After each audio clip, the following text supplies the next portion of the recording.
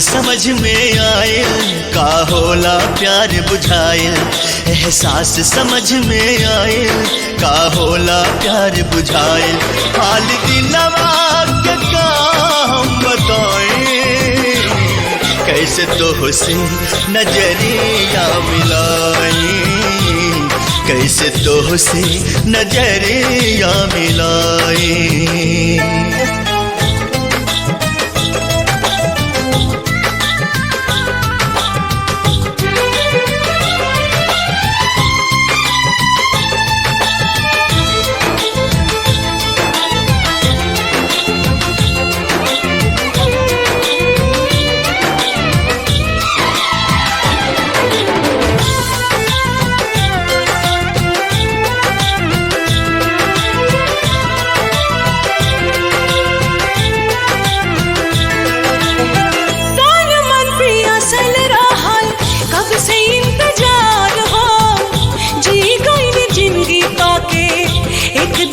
प्यार हो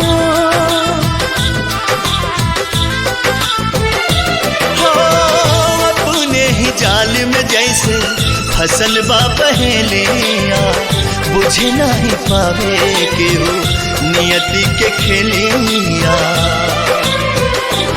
जिंदगी जाने कौन मोड़ पे ले जाए, कैसे तो से नजरिया मिलाए, कैसे तो से नजरिया मिलाए।